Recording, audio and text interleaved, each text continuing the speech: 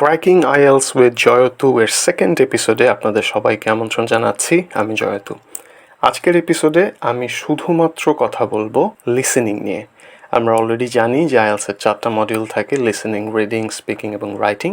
এর মধ্যে আপনি আইএলস দিতে গেলে একদম প্রথমে আপনার যে মডিউলের উপর পরীক্ষা হবে সেটাই হচ্ছে লিসেনিং মডিউল।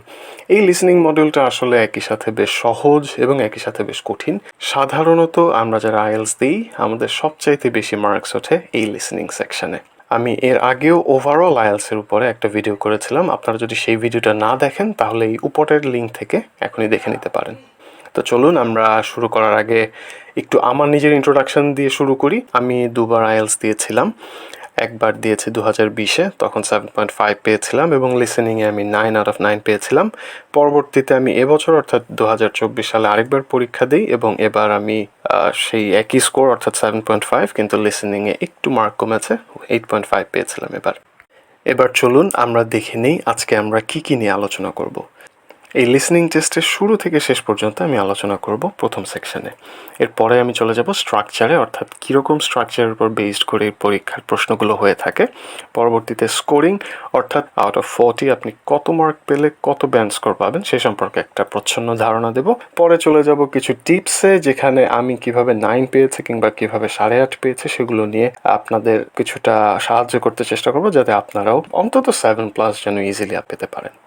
পরবর্তীতে আমরা যারা নতুন করে আইএলস প্র্যাকটিস করতে শুরু করি তারা যেসব চ্যালেঞ্জেস ফেস করি সেগুলো যেন ফেস না করতে হয়, অর্থাৎ চ্যালেঞ্জেসগুলো কিভাবে ওভারকাম করতে পারবো সেই সম্পর্কেও আরও কিছু কথা বলব। এবং ফাইনালি আমি আপনাদের কিছু রিসোর্স দিব, যে রিসোর্সগুলো দিয়ে আপনারা আপনাদের ঘরে বসেই আইএলস লিসেনিংয়ের একটু প্র্যাকটিস করে ফেলতে পারেন। তো প্রথমে যেটা নিয়ে আলোচনা করবো সেটা হচ্ছে যে introduction to the IELTS listening test. আগেই যেটা আমি বলেছি যে এখানে আইএলস লিসেনিং টেস্টের আদ্যপান্ত নিয়ে আমি আলোচনা করব। প্রথমেই হচ্ছে ডিউরেশন, আপনার পরীক্ষাটা কত সময় ধরে হবে। পরীক্ষাটা মূলত হবে মোটামুটি 30 মিনিট ধরে, এবং আপনি যদি পেপার বেসড আইএলস দেন তাহলে আপনি 10 মিনিট পাবেন আপনার পেপার থেকে অ্যান্সার স্ক্রিপ্টে অ্যান্সারগুলোকে ট্রান্সফার করতে। আর যদি আপনি কম্পিউটার ডেলিভার টেস্ট দেন তাহলে আপনাকে 45 সেকেন্ড সময় দেওয়া হবে। বেসিকলি আমি দুইবারই কম্পিউটার ডেলিভার টেস্ট দিয়েছি এবং এতে আসলে সরাসরি যেহেতু আপনি অ্যান্সার স্ক্রিপ্টে লিখে ফেলেন, তো এই জন্য আসলে ট্রান্সফারের যে সময়টা দেয় এটা পুরোপুরি বাড়তি। সাধারণত এই সময়টা লাগে না, তবুও দেওয়া হয়। তাই 45 সেকেন্ড দেখে আসলে ঘাবড়ানোর কিছু নাই। 45 সেকেন্ড যথেষ্টই সময়। আপনাকে হয়তো ওই সময় কিছু মাইনর স্পেলিং চেক করতে হতে পারে, আর কিছুই না। তবে এই 30 মিনিটের টেস্টের মধ্যে আপনাকে প্রশ্ন পড়ার জন্য প্রথমে কিছু সময় দেওয়া হবে এবং পরবর্তীতে উত্তর চেক করার জন্য কিছু সময় দেওয়া হবে। এগুলো কিন্তু সেকশন ওয়াইজ, অর্থাৎ এই পরের 10 মিনিটের অথবা 45 সেকেন্ডের প্রশ্ন ট্রান্সফার করার ব্রেক ছাড়াই, অর্থাৎ প্রত্যেক সেকশন চেঞ্জ করার আগে আপনি প্রশ্নগুলো পড়ার জন্য বেশ কিছুটা সময় পাবেন, এবং সেকশন শেষ হয়ে যাওয়ার পরেও প্রশ্নের উত্তরগুলো ঠিক লিখেছেন কিনা এগুলো দেখার জন্য আপনাকে কিছুটা সময় দেওয়া হয়। এই সময়টা খুব ওয়াইজলি আপনাদেরকে কাজে লাগাতে হবে পরবর্তী সেকশনের প্রশ্নের উত্তর বা প্রশ্নগুলো পড়ে। এই লিসেনিং টেস্টের সেকশন থাকবে হচ্ছে 4টা, সেকশন 1 to সেকশন 4। বলা হয় যে এটার ডিফিকাল্টি সেকশন বাড়ার সাথে সাথে বাড়তে থাকে, কিন্তু আমার মনে হয় সবচেয়ে ভুল করার সম্ভাবনা বেশি হচ্ছে সেকশন 3-তে। সেকশন 3 নিয়ে একটু কেয়ারফুল থাকলে আমার মনে হয় ইজিলি ব্যান্ড 8.5 কিংবা ব্যান্ড 9 অ্যাকোয়ার করা সম্ভব। কতগুলো প্রশ্ন থাকবে? প্রশ্ন সংখ্যা হচ্ছে মোট 40টি, অর্থাৎ 4টি সেকশনে 10টি করে মোট 40টি প্রশ্ন থাকবে, এবং এই 40টি প্রশ্নের জন্য আপনার মার্ক হচ্ছে 40। এই 40-এ আপনি যত পাচ্ছেন সেটার উপর ভিত্তি করে আপনাকে একটা ব্যান্ড স্কোর দেওয়া হবে। পরবর্তীতে যদি আমি কোয়েশ্চেন টাইপস দেখি, কোয়েশ্চেন টাইপস বিভিন্ন রকম হতে পারে। তার মধ্যে সবচেয়ে জনপ্রিয় হচ্ছে এমসিকিউ অথবা ফিল ইন দ্য ব্ল্যাঙ্ক, অথবা কোনো ম্যাপ থাকতে পারে, সেই ম্যাপগুলোকে লেবেলিং করতে হবে। এরকম সাধারণত প্রশ্নগুলো হয়ে থাকে। তো এবার চলুন আমরা স্ট্রাকচার সম্পর্কে একটু জেনে নিই। সেকশন 1-এ আপনি দুজন মানুষের মধ্যে একটা কনভারসেশন শুনবেন। একজন মানুষ হচ্ছে সেবা দাতা এবং আরেকজন হচ্ছে সেবা গ্রহীতা। এটা যে কোনো কিছু নিয়ে হতে পারে একটা ট্যুর কোম্পানি, হতে পারে একটা হলিডে বুকিং অর সামথিং, একজন ব্যক্তি আরেকজন ব্যক্তিকে কল করে কোনো কিছু সম্পর্কে জানতে চাইবেন, যেটা এখানে বলা হয়েছে যে সোশ্যাল কনটেক্সটে কোনো একটা কনভারসেশন আপনি শুনতে পাবেন এবং এর উপর ভিত্তি করে আপনাকে সেই উত্তরগুলো দিতে হবে।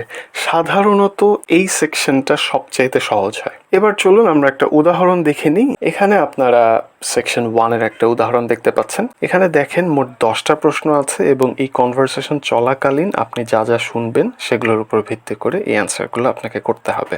নেক্সট সেকশন অর্থাৎ সেকশন 2-তে আপনি একটা মনোলগ শুনবেন, অর্থাৎ একজন ব্যক্তি নিজে নিজে কথা বলতে থাকবে। এটা হতে পারে একটা স্পিচ কিংবা একটা প্রেজেন্টেশন এবং সেই প্রেজেন্টেশনের উপর ভিত্তি করে আপনাকে কিছু প্রশ্ন দেওয়া হবে। সেই প্রশ্নগুলো শুনতে শুনতেই আপনার ফিল করতে হবে কীরকম।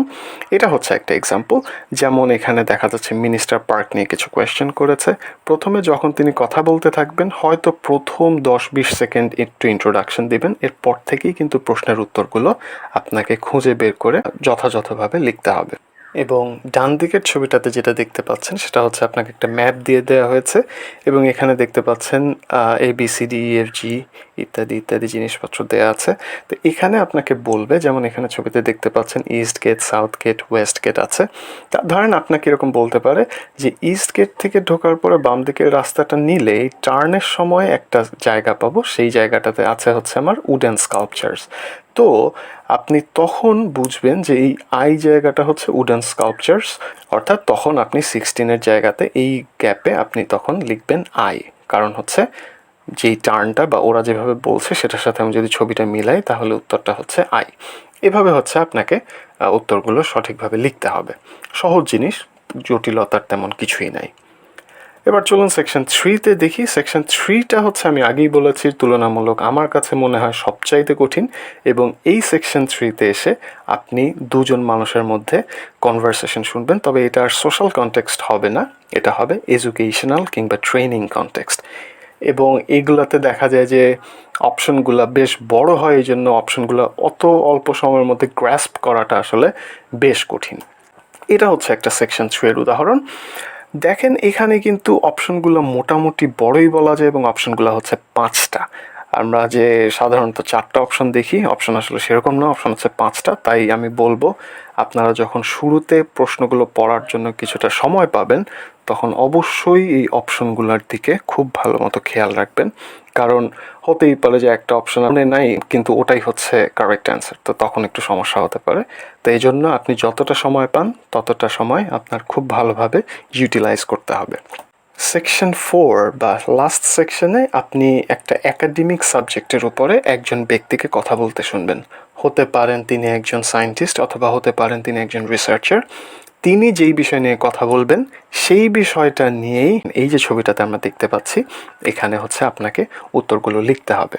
এখানে খেয়াল করেন একদম উপরে লেখা আছে ওয়ান ওয়ার্ড অনলি, অর্থাৎ এই প্রত্যেকটা গ্যাপে আপনাকে মাত্র একটা সঠিক শব্দ লিখে বক্সটা ফিল আপ করতে হবে।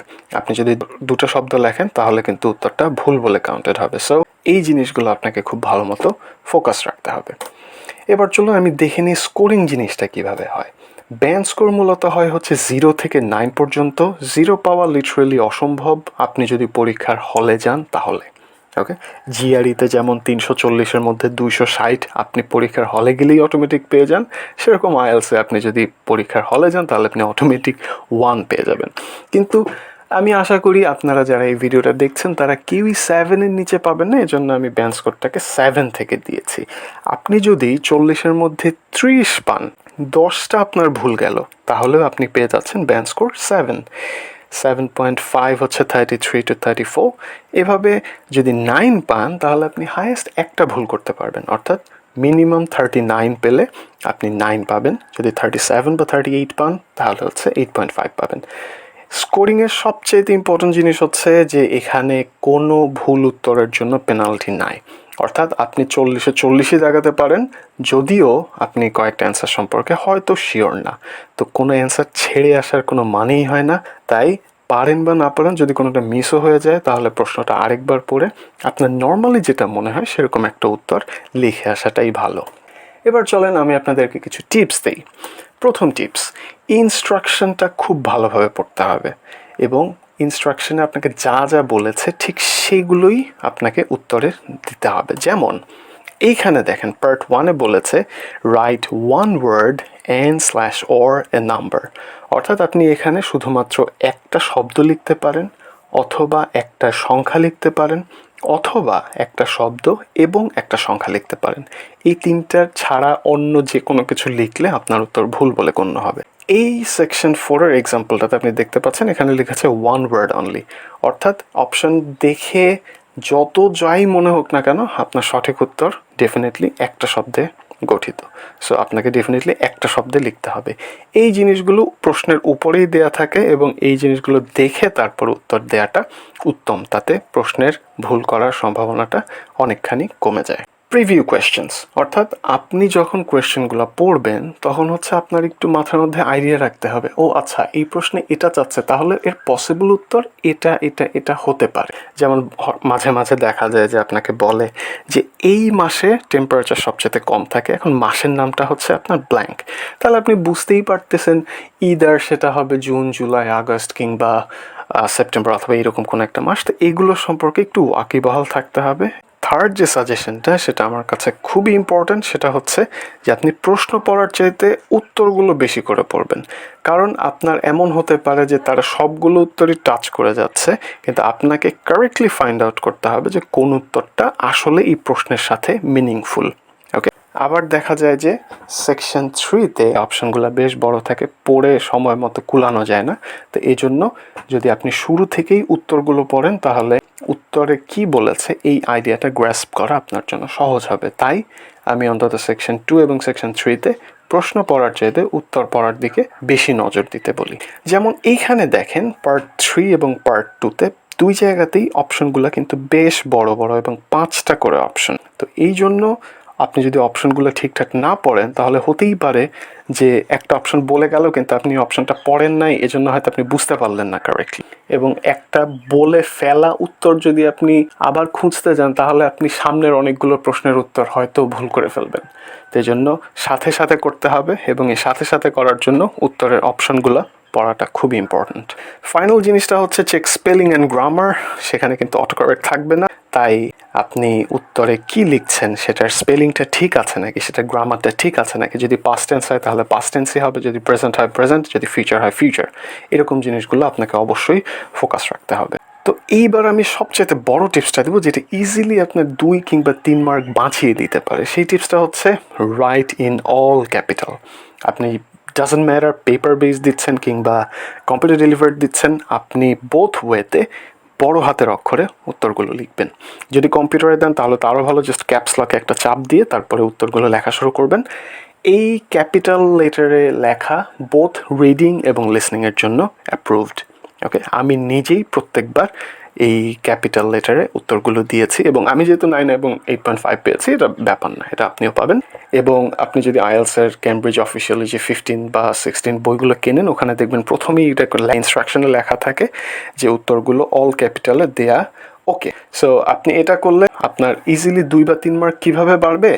অনেক সময় দেখা যায় যে কোনো নামের ক্ষেত্রে কিংবা কোনো শহরের নামের ক্ষেত্রে ফার্স্ট লেটারটা হচ্ছে ক্যাপিটাল হয়, কিন্তু আমরা যেহেতু ওই ইংল্যান্ডে থাকি না বা অস্ট্রেলিয়ায় থাকি না, হয়তো একটা সিটির নাম একটু কনফিউজিং, আমি বুঝলাম না যে এটা কি সিটির নাম নাকি একটা নর্মাল শব্দ, তখন কিন্তু আমরা ভুল করে অনেকে অল স্মল লেটার দিয়ে দিই, কিন্তু এটা কিন্তু রং অ্যান্সার এবং এটার জন্য আপনি কারেক্ট অ্যান্সার হিসেবে মার্ক পাবেন না, কারণ আইএলস টেস্টটা হচ্ছে কেস সেন্সিটিভ। কিন্তু আপনি যদি অল ক্যাপিটালে দেন তাহলে it doesn't matter whether it's all small or whether its first letter capital, আপনি বোথ কেসেসে কারেক্ট মার্ক পাবেন যদি আপনার স্পেলিংটা ঠিক থাকে। So that is Y writing in all capital in your listening test is very important, don't forget this. এবার চলুন দেখে নেই কিছু চ্যালেঞ্জেস। প্রথম চ্যালেঞ্জ হচ্ছে অ্যাকসেন্ট। আমরা যেহেতু বাংলাদেশে থাকি বা সাউথ এশিয়ার অ্যাকসেন্টটা আসলে একেবারেই ব্রিটিশ কিংবা আমেরিকানের ধারে কাছেও যায় না। তো অ্যাকসেন্ট যদি আমরা পরিচিত না হই তাহলে পরীক্ষার সময় কিন্তু আমাদের একটু সমস্যা করতে পারে। দ্বিতীয় কথাটা হচ্ছে যে অ্যাক্টিভলি সার্চ করতে হবে, কারণ হচ্ছে লিসনিং টেস্টের মধ্যে অনেকগুলো ডিস্ট্রাকশন থাকতে পারে। যেমন আমি বাংলাতে একটা উদাহরণ দিই, প্রশ্নটা হচ্ছে যে এই ব্যক্তি কবে থেকে ভিডিওটি করার কথা ভাবছেন? অপশন এ 2020, 21, 22 এবং 23। ওকে, সো আপনাকে অডিওতে যখন বলবে তখন এভাবে বলতে পারে যে তিনি 2020-এ প্রথম একটা ইনিশিয়েটিভ নেন এই ভিডিওটা করার, কিন্তু তিনি অসুস্থ থাকার জন্য 2020-এ তো পারেননি, 2021-এও পারেননি। পরবর্তীতে 2022-এ যখন তিনি সুস্থ হন তখন আরও কিছুদিন বিশ্রামের পরে 2023-এ গিয়ে তিনি এই ভিডিওগুলো বানানো শুরু করেন। আমরা যদি লিসেনিং শোনার সময় কেয়ারফুল না থাকি তাহলে দেখবো যে প্রথমে ওয়াও 2020 বলছে, ওকে 2020 তো অপশানে আছে, তার মানে 2020 কারেক্ট। অ্যাকচুয়ালি কিন্তু সে অপশানে 2020-এই যে সে ভিডিওটা শুরু করেছে এটা কিন্তু বলেনি। সো অনেক টাইপের ডিস্ট্র্যাকশন থাকবে, অনেকভাবে আপনাকে এইভাবে কনফিউজড করার চেষ্টা করবে। সেই জন্য আপনাকে অ্যাক্টিভলি খুঁজতে হবে যে প্রশ্নে কী চেয়েছে এবং প্রশ্নের মধ্যে অডিওর সাথে কোনটা মানানসই। এইভাবেই আপনার উত্তরগুলোকে সর্ট আউট করতে হবে। থার্ড জিনিসটা হচ্ছে keeping concentration for a long time, which is true for everyone. আধা ঘন্টাও কিন্তু একটা লম্বা সময়, এবং আধা ঘন্টা ধরে আপনার টপ লেভেলে কনসেন্ট্রেশন রাখাটাও একটু আসলেই কঠিন, কিন্তু এটা করতেই হবে, কোনো ওয়ে নাই আসলে। হ্যাঁ, কারণ হচ্ছে আপনি একবারই এই অডিওগুলো শুনবেন, যদি একটা কোনোভাবে ভুল হয়ে যায় তাহলে আরেকবার একটু রিওয়াইন্ড করে শুনবো, এই জিনিসটা অন্তত আইএলসে হবে না। এটা ভিএলসি মিডিয়া প্লেয়ার দিয়ে করা সম্ভব, কিন্তু আইএলসের টেস্টে এই জিনিসটা হবে না। ফাইনাল জিনিসটা হচ্ছে নার্ভাসনেস, কারণ দেখেন IELTS basically is a big deal. সাথে আপনি প্রায় 22,500 টাকা খরচ করে এই আইএলসের রেজিস্ট্রেশন করেছেন। একটু নার্ভাসনেস আসাটা স্বাভাবিক, বিশেষ করে এটা তখন আসে যখন আপনার পরীক্ষার আগে একটা রুমের মধ্যে অনেকক্ষণ বসিয়ে রাখে। হ্যাঁ, তো তখন হচ্ছে ফাইনালি নিয়ে যাওয়ার আগে ওরা অনেক অনেক ইনস্ট্রাকশনস দেয়, ইত্যাদি ইত্যাদি বলে, ওই সময়টাতে একটু নার্ভাস লাগতে পারে, বাট ইট ডাজেন্ট ম্যাটার। আপনি যথেষ্টই প্রিপারেশন নিয়েছেন এবং আপনি আপনার প্রিপারেশন অনুযায়ী একটা ভালো মার্ক পাবেন বলেই আমি বিশ্বাস করি। এবার চলুন রিসোর্সেস দেখে নিই, এই জিনিসটা একটু ইম্পর্ট্যান্ট। কারেক্ট রিসোর্স পাওয়াটা আসলে খুবই গুরুত্বপূর্ণ। আপনি আইএলস অফিসিয়াল ওয়েবসাইটে যেতে পারেন, আপনার যদি টাকা পয়সা একটু বেশি থাকে তাহলে আপনি লিসেনিং টেস্ট অথবা আগের প্রশ্নপত্রগুলো কিনে নিতে পারেন। আমার কাছে এটা অতটা ফিজিবল মনে হয় নাই, কারণ এছাড়াও অনেক ভালো ভালো সোর্স আছে। আরেকটা আছে আইএলস অনলাইন টেস্ট, এখানে আসলে সমস্ত মডিউল নিয়েই আপনাকে অনেক কিছু বলা হয়েছে। সো আপনি যদি চান এই আইএলস অনলাইন টেস্টেও আপনি প্রিপারেশন নিতে পারেন। ইউটিউবের মধ্যে আইএলস লিজ হচ্ছে সবচেয়ে পুরনো এবং সবচেয়ে ফেমাস ইউটিউব চ্যানেল আমি বলবো আইএলসের ব্যাপারে, কিন্তু রিসেন্টলি এই চ্যানেলটা একটু ভিডিও দিচ্ছে না। রিসেন্টলি না, আসলে বহুদিন ধরে ভিডিওটা দিচ্ছে না, বরং এই ফাঁকে নতুন রাজা চলে আসছে, তার নাম হচ্ছে আইএলস অ্যাডভান্টেজ। আমি ওদের ভিডিও 2020 থেকেই দেখি এবং ওদের ভিডিও খুবই ভালো, এবং আপনি ডেফিনেটলি ওদের ভিডিও থেকে উপকৃত হবেন। So IELTS advantage, E2 IELTS অথবা আইএলস লিজ, আপনার যার ভিডিও ভালো লাগে আপনি তার ভিডিও দেখেই প্রিপারেশন নিতে পারেন ঘরে বসে, শুধুমাত্র ইউটিউব থেকে।